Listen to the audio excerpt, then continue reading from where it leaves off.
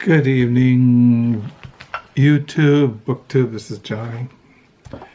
It is a Sunday night here in Michigan. It is February the 10th. It's 5:52 at night. It's been snowing. It's supposed to snow and be cold all week.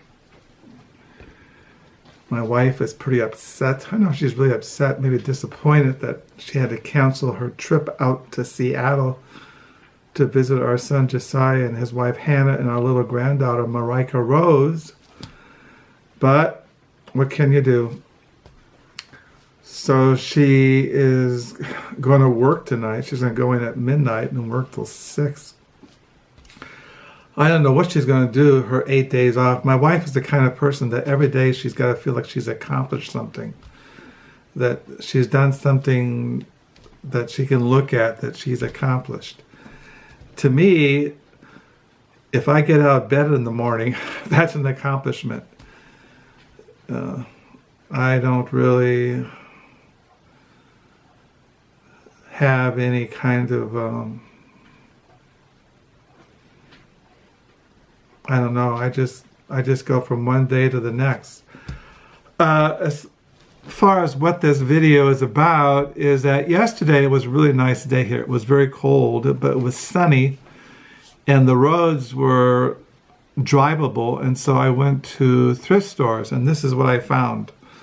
I found this. One thing about being BookTube, I've been reading things out of my normal reading habits, and I found 2 novels that I normally would not read, but I bought them because they're really cheap, and they're kind of called Gothic horror. And one of them, they're both by the same writer. This is called The Seance by John Hardwood. It says here, John Hardwood's debut novel, The Ghostwriter. Okay, but this is The Ghostwriter, but this is, anyway, let me read this again. John Hardwood's debut novel, The Ghostwriter, won the 2004 International Horror Guild Award for Best First Novel and the Dracula Society of Great Britain's Children of the Night Award for Outstanding Writing in the Gothic Genre. Harwood lives in Victor Harbor on the coast of South Australia. So, and then this is The Ghostwriter, and this is his second one, The Seance. So I got both these. Says here, John Hardwood grew up in Hobart, Australia, studied literature and philosophy at the universities of Tasmania and Cambridge. He has published biography, political journalism, satire, and poetry. So anyway, I got these 2. They only cost me $1 a piece, and I usually don't read Gothic horror, so I thought I might as well just something different. Now, I'm not sure if I get around to reading them, but at least I have them. And then I bought a biography on President Coolidge, which I found out I had already in our library. Coolidge by Amity Shlaes. So I'll take this to the Book Nook tomorrow. I might keep it because I have a hardback of this, and sometimes I like having a hardback edition in a paperback. And I found this little book called Camp Austen, The Life as an Accidental Jane Austen Superfan. This is a memoir by an academic on his love of the writings of Jane Austen. It says, Ted Scheinman spent his childhood eating Yorkshire pudding, singing in an Anglican choir, watching Laurence Olivier as Mr. Darcy, as the son of a devoted Jane Austen scholar. This seemed normal, despite his attempts to leave his mother's world behind. he found himself in a great grad school organizing the first ever University of North Carolina Jane Austen summer camp, a weekend-long event that falls somewhere between an academic conference and a superfan extravaganza. Camp Austen Scheinman tells the story of his indoctrination into this enthusiastic world, delivering a hilarious and potent survey of one of the most enduring and passionate literary societies in history. So it goes on here. I don't know. I collect books on Jane Austen. Jane Austen. So I put this in my Jane Austen collection. Then I found a novel by Louis Begley. Last year I read 2 or 3 of his novels. This is when I didn't have Killer Come Hither. And then I found a biography on Prime Minister Disraeli by Sarah Bradford. I already have this. I didn't know that. I wasn't really sure. So I'll take this to the book nook tomorrow. And then I found a book called The Rituals of Dinner, The Origins and Evolution and Eccentricities and Meaning of Table Manners by Margaret Visser. I know this is I'm kind of always interested in odd things. Like I got a book on the history of tango and the history of sword fighting and the history of air and the history of anything. This is a history of table manners about dinner. I don't know. It looked really interesting. It was only $1. And then I found a biography on Hans Christian Andersen, The Life of a Storyteller by Jackie Wullschlager. So I found these little odd things. Nothing that really blew me away, but it was a nice day. I was sitting around the house falling asleep. The sun was shining, so I got in Carol's car, took some CDs, some really hardcore death metal, drove to these thrift stores, filled up the car with gas, and I was home by 12:30, had lunch, and yeah, that was my day.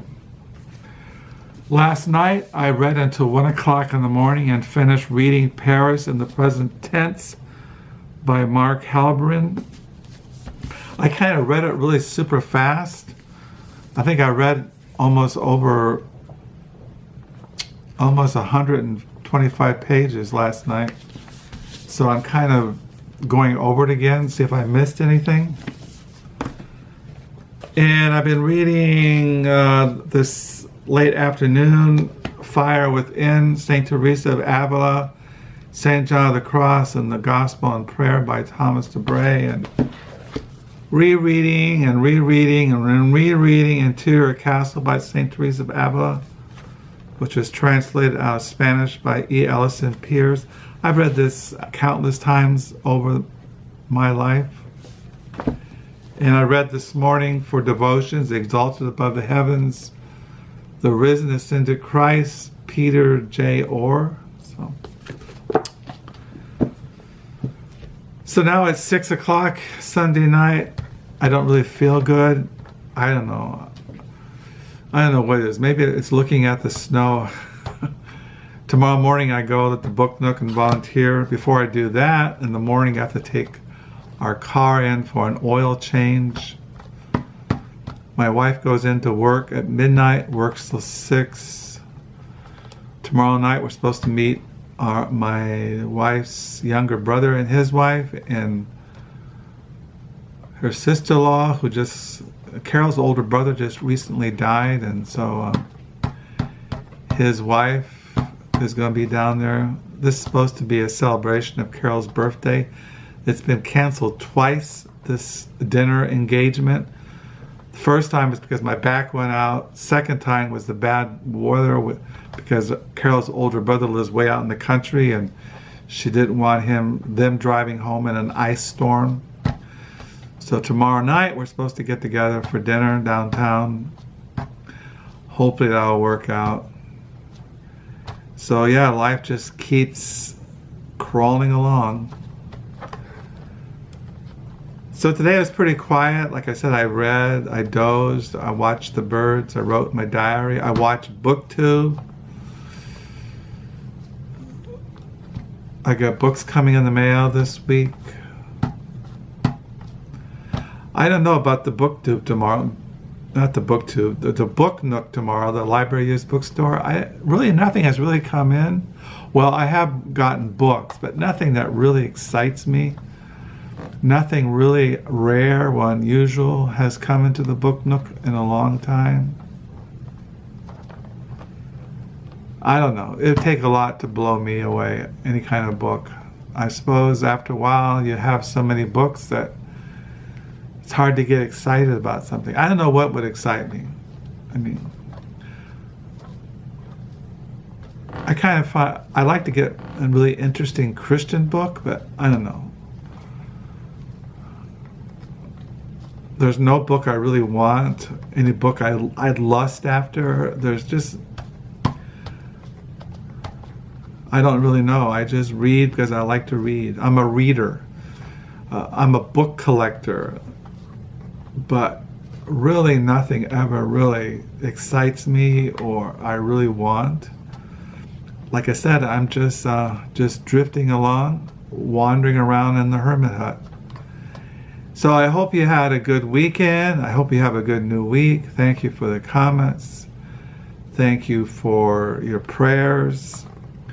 Thank you for subscribing. And I don't know what else to say. I don't know what I'm going to do tonight. Like I said, I don't really feel good. We don't watch TV. Probably my wife will go to bed early since she got up. Well, wait a minute, she has to go to work tonight at midnight, so she can't go to bed. So I'll sign off, and until next time, bye.